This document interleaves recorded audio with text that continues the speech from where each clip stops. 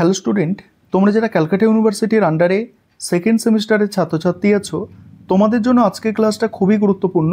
আজকের ক্লাসে তোমাদের ইএনভিএস অর্থাৎ পরিবেশবিদ্যা সাবজেক্টের মক টেস্টের প্রশ্নপত্র নিয়ে আলোচনা করব। আজকের ক্লাসে তোমাদের মক টেস্টের 3টি সেটের প্রশ্নপত্র নিয়ে আলোচনা করব, অর্থাৎ 3টি মডেল কোয়েশ্চেন পেপার আলোচনা করতে চলেছি।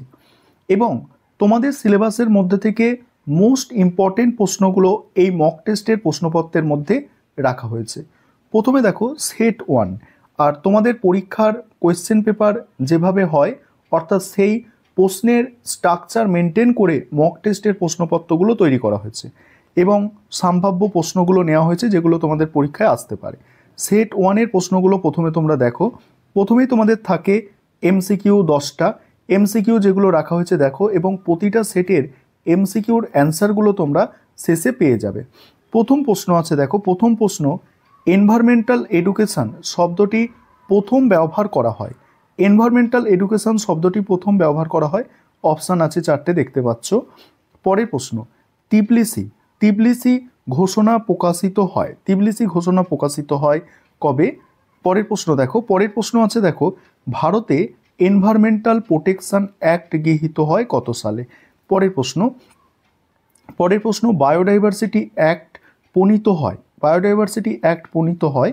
নেক্সট আছে দেখো, চিপকো আন্দোলন শুরু হয়। চিপকো আন্দোলন শুরু হয় কোথায়? পরের প্রশ্ন আছে, মিনামাটার বিপর্যয় বা মিনামাটার ডিজাস্টার ঘটেছিল কোন জায়গা? সেখানে তোমাদের চিহ্নিত করতে হচ্ছে। ভূমিকম্প হলো কি? দেখো অপশান অনুযায়ী তোমাদের অ্যান্সার দিতে হবে।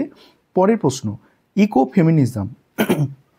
এই যে ইকো ফেমিনিজম যে কথাটা আছে, পরিবেশ নারীবাদ, এটা দিয়ে তোমাদের কিন্তু প্রশ্ন আসবেই আসবে। সেটা বড় প্রশ্ন হোক, 2 নম্বরের প্রশ্ন হোক, আর এমসিকিউ হোক, প্রশ্ন আসবে ইকো ফেমিনিজম অর্থাৎ পরিবেশ নারীবাদ দিয়ে। পরের প্রশ্ন আছে, ইকো ক্লাব গঠনের প্রধান উদ্দেশ্য। নেক্সট আছে দেখো মন্ট্রিয়ল প্রোটোকল সম্পর্কিত। ঠিক আছে, মন্ট্রিয়ল প্রোটোকল সম্পর্কিত কিসের সঙ্গে? নেক্সট এবারে আছে 2 নম্বরের প্রশ্ন। 2 নম্বরের প্রশ্ন যেগুলো রেখেছি প্রথম সেটে দেখে নাও। প্রথম প্রশ্ন আছে, পরিবেশ শিক্ষা বলতে কি বোঝো? নেক্সট আছে, পরিবেশ শিক্ষার গুরুত্ব কি? পরের প্রশ্ন, তিবলিসি ঘোষণাপত্রের তাৎপর্য লেখো। নেক্সট, পরিবেশ আইনের উদ্দেশ্য কি? নেক্সট, মন্ট্রিয়ল প্রোটোকল বলতে কি বোঝো? নেক্সট, কিয়োটো প্রোটোকলের লক্ষ্য কী ছিল? নেক্সট, বিষ্ণুই আন্দোলন কবে কোথায় হয়েছিল?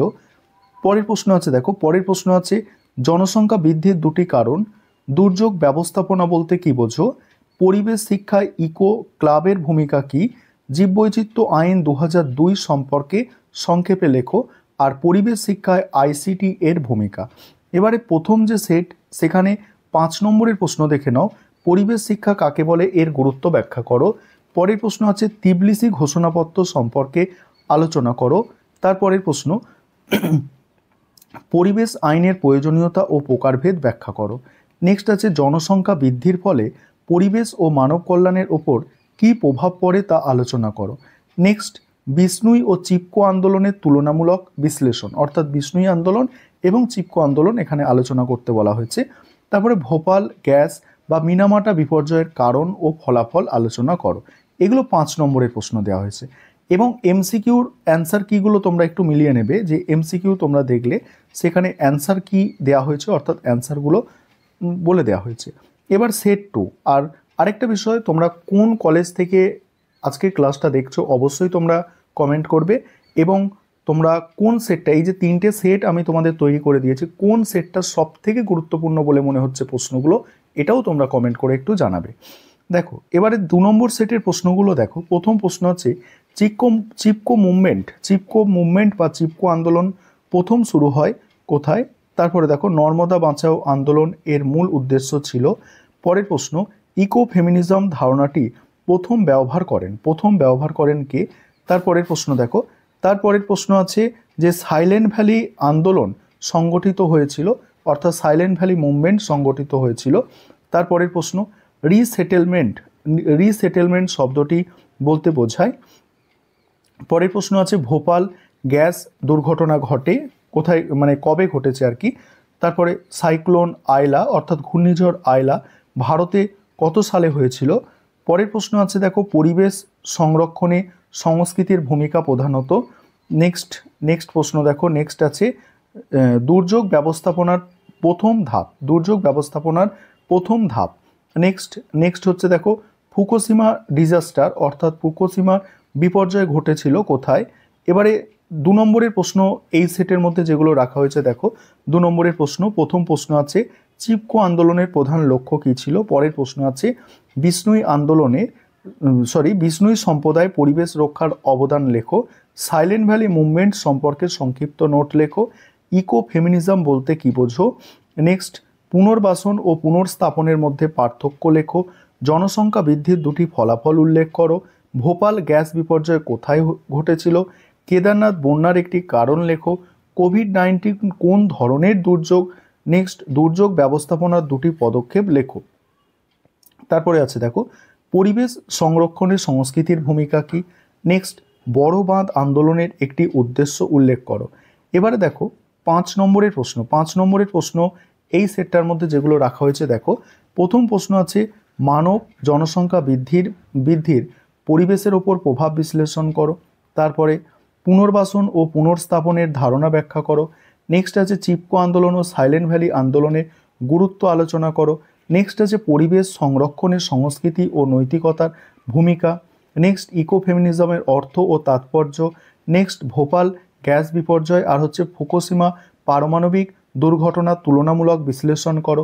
এবার এই সেটের অ্যান্সার কি দেওয়া আছে 2 নম্বর সেট, এই 2 নম্বর সেটের অ্যান্সার কি। এবার 3 নম্বর সেটের যে প্রশ্নগুলো দেওয়া হয়েছে দেখো, আর এই যে 3টে সেটে বড় প্রশ্ন 5 নম্বরে দেওয়া হয়েছে, এই 3টে সেটের বড় প্রশ্ন তোমরা যদি একটু করে যেতে পারো সবকটা, তাহলে আশা করি তোমরা মোটামুটি ভালোই কমন পেয়ে যাবে। দেখো এবারে আছে দেখো এখানে 3 নম্বর সেটের যে এমসিকিউগুলো আছে প্রথমে দেখে নাও, যে দুর্যোগ বলতে বোঝায়। পরের প্রশ্ন আছে দেখো মিনামাটার ডিজাস্টার অর্থাৎ মিনামাটার বিপর্যয় ঘটেছিল। পরের প্রশ্ন ভোপাল গ্যাস ডিজাস্টার অর্থাৎ ভোপাল গ্যাস দুর্ঘটনার জন্য দায়ী গ্যাস। তারপরের প্রশ্ন আছে দেখো, তারপরের প্রশ্ন হচ্ছে কেদারনাথ ডিজাস্টার ঘটেছিল, এখানে সালটা উল্লেখ করতে হবে তোমাদের। তারপরে দুর্যোগ ব্যবস্থাপনার মূল উদ্দেশ্য, দুর্যোগ ব্যবস্থাপনার মূল উদ্দেশ্য। পরের প্রশ্ন আছে দেখো পরিবেশ শিক্ষায় আইসিটি এর সম্পূর্ণ রূপ কি। আইসিটি এর ইকো ক্লাব মূলত কাজ করে, ইকো ক্লাব কিসের নিয়ে কাজ করে। তারপরে পরিবেশ শিক্ষায় অপ্রথাগত শিক্ষা বলতে বোঝায়। নেক্সট প্রশ্ন আছে দেখো পরিবেশ শিক্ষায় এনজিওর ভূমিকা হলো, পরিবেশ শিক্ষায় এনজিওর ভূমিকা। তারপরে দেখো তারপরের প্রশ্ন আছে ইকো ফেমিনিজমের ধারণা যুক্ত। নেক্সট আছে দেখো এবারে 2 নম্বরের প্রশ্ন, 2 নম্বরের প্রশ্ন দেখে নাও এই সেটে যেগুলো আছে। এখানে দেখো দুর্যোগ ও বিপর্যয়ের মধ্যে পার্থক্য কি। তারপরেই আছে বন্যার দুটি কারণ লেখো। তারপরে সুনামির দুটি ফলাফল উল্লেখ করো। তারপরে ভূমিকম্পের দুটি কারণ লেখো। নেক্সট মিনামাটা বিপর্যয় কোথায় ঘটেছিল। নেক্সট ভোপাল গ্যাস বিপর্যয় কোন গ্যাস ছড়িয়ে দিয়েছিল। নেক্সট ফুকুশিমা পারমাণবিক বিপর্যয় কোন দেশে ঘটেছিল। নেক্সট পরিবেশ শিক্ষায় আইসিটি এর ভূমিকা লেখো। নেক্সট ইকো ক্লাবের একটি কার্যক্রমের নাম লেখো। পরিবেশ রক্ষায় এনজিওর দুটি কাজ। গণমাধ্যম কিভাবে পরিবেশ সচেতনতা বৃদ্ধি করে। তারপর হচ্ছে অপ্রথাগত পরিবেশ শিক্ষার দুটি উদাহরণ দাও। এবার এই যে 3 নম্বর সেট, এখান থেকে 5 নম্বরের যে প্রশ্নগুলো দেওয়া আছে দেখো, প্রথম প্রশ্ন আছে পরিবেশ ব্যবস্থাপনা বলতে কি বোঝো, প্রকারভেদ সহ ব্যাখ্যা করো। তারপরে প্রাকৃতিক ও মানব সৃষ্ট দুর্যোগের তুলনামূলক আলোচনা করো। নেক্সট হচ্ছে পরিবেশ শিক্ষায় আইসিটি এবং গণমাধ্যমের ভূমিকা। পরিবেশ রক্ষায় এনজিও ও সরকারি প্রতিষ্ঠানের ভূমিকা। পরের প্রশ্ন আছে দেখো অপ্রথাগত শিক্ষা বলতে কি বোঝো, উদাহরণ সহ ব্যাখ্যা করো।